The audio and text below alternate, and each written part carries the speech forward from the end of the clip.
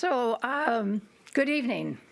And I think about at this time, I need to take what I have in front of me and just kind of toss it aside because it seems like everything has been presented already. So let me just try a few things. I am absolutely honored to be here this evening to be inducted into the International Volleyball Hall of Fame. It is something I never, of course, it wasn't around when I started. There wasn't too much around when I started. So you've heard a lot of initials already, but the one that I really started with was DGWS, the Division of Girls and Women in Sport. It was part of APERD, which is my professional organization, the American Physical Education, Health, Recreation, and they added dance later on. But at that time, we were barely getting started. Our shirts were homemade. We wore skirts because all the officials were women. And we did the girls' high school and the girls' collegiate matches at that time. It didn't take long, though, until it moved to a national association, NAGWS, which you're hearing a little bit of.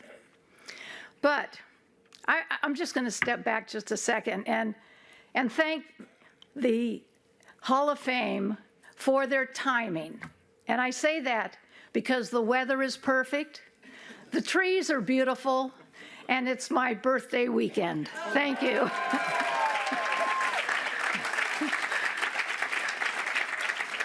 So NAGWS was just a part of a very big beginning. And I became the rules interpreter following Marty Orner, who was my mentor. And then things moved on a little bit more. At that time, it was ABO, Affiliated Boards of Officials. And what did that become? PAVO. So things moved right along. The outfit has changed a little bit. It moved on to a blue and white striped shirt from Hanold, Sebago Lake, Maine, and navy blue slacks. Thank heavens for that. The shirt didn't last too long because the men started working as coaches and officials, and we had a few officials that would make a signal, and they weren't long enough for the men at that time. They had to redesign it. So as outfits went on, that collegiate outfit had to change into a USVBA outfit. Because in order to go for an international rating, you had to be a national USVBA official. So we went and took care of that certification and became very involved with USVBA, rules committees, other committees, training, rating, whatever we needed to do to train officials and make them better. The next outfit became an all-white outfit. And with the help of Wink Davenport in my region, who helped me get many assignments for the men and for international assignments at the time, it gave me the opportunity to be included as a candidate for FIVB.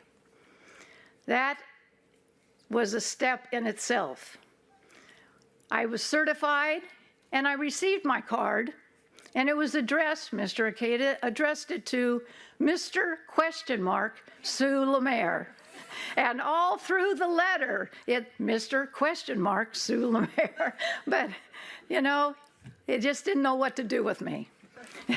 So the opportunities that came my way were really great.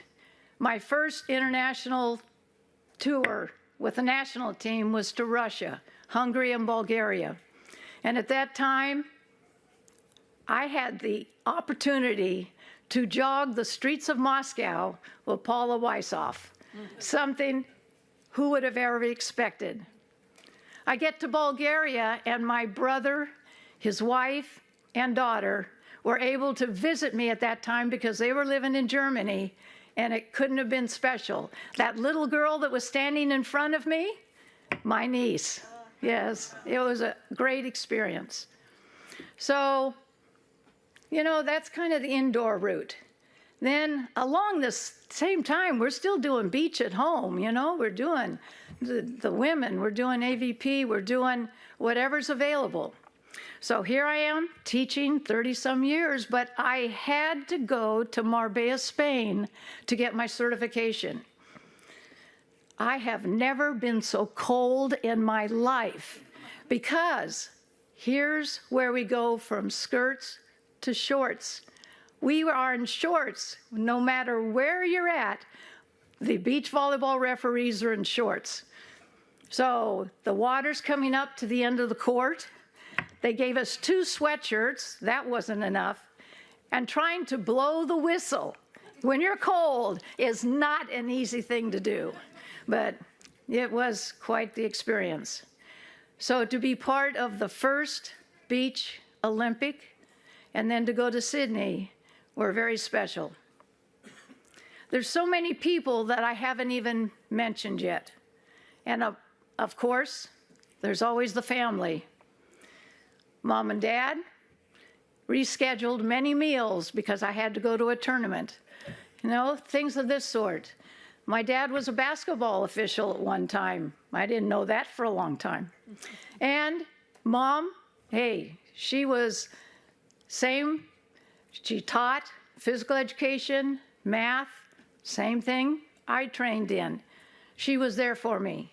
My brother, he did great things for me. My sister Jeannie Lemaire, she's at home in California right now watching. Hi, Jeannie.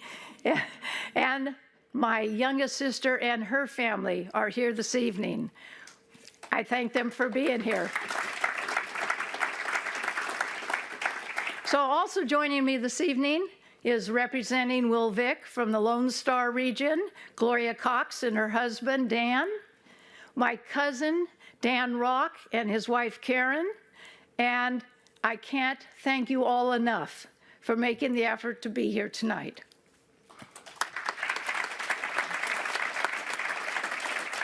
So, to the International Volleyball Hall of Fame, I thank you for this honor, and I am, without any further words, I thank you very much.